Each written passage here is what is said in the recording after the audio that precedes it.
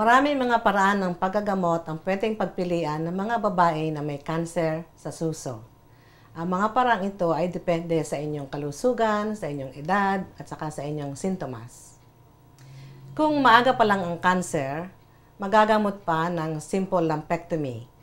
Ibig sabihin, maliit lang yung aalisin, hindi yung enterong suso. At saka, sasabay ng radiation treatment. Merong mga pagsusuri na nagpapakita na ang survival rate pareho rin.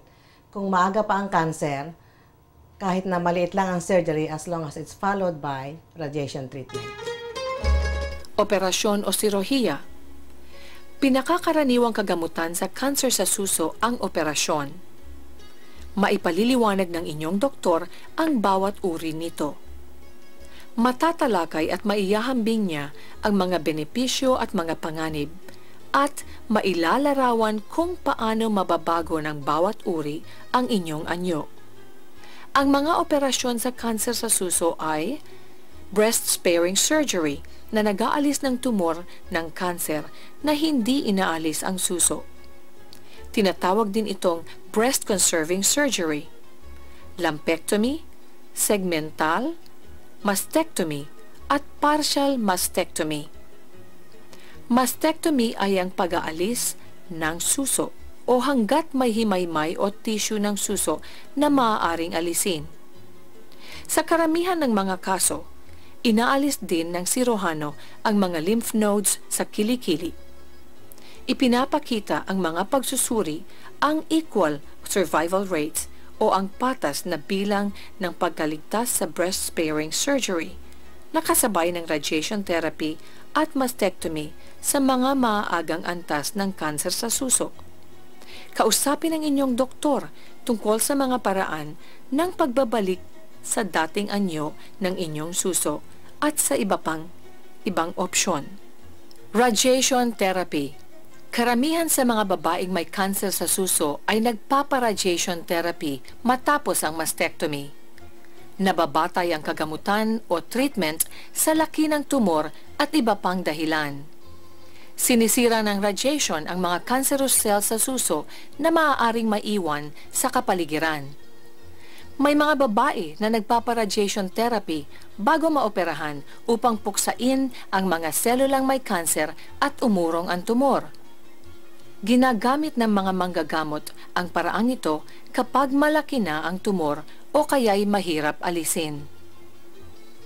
Karaniwang isinasagawa ang panlabas na radiation o external radiation sa ospital o klinika ng 5 araw sa 1 linggo sa loob ng mga ilang linggo.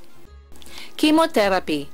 Sa chemotherapy, maaaring inumin ng mga tabletas o tanggapin ang ineksyon sa ugat ang kombinasyon ng mga droga o gamot. Pumapasok ang kombinasyon ng mga droga sa bloodstream o daluyan ng dugo at tumatakbo o kumakalat ito sa buong katawan upang puksain ang kanser.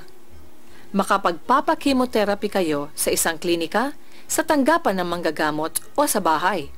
May ilang kababaihang kinakailangang manatili sa ospital habang ginagamot.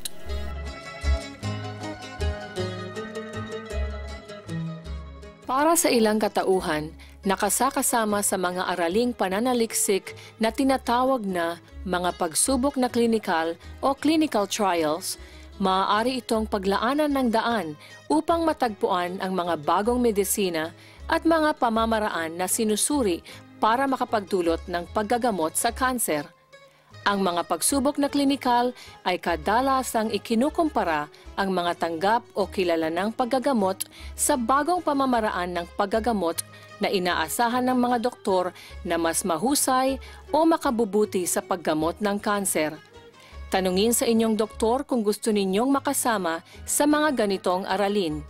Tawagan ang National Cancer Institute's Cancer Information Service para makaalam ng tungkol sa lokal na mga pagsubok na klinikal o tinatawag na clinical trials. Sa inyong mga pag-iisip tungkol sa kung gaano nakaepekto ang sakit na kanser sa inyong buhay at sa mga buhay ng inyong mga pamilya, huwag niyo pong kalimutan na sa labas ng inyong mag-anak ay mayroong mga ahensya o tanggapan na maaaring makatulong sa inyong mga nararanasan.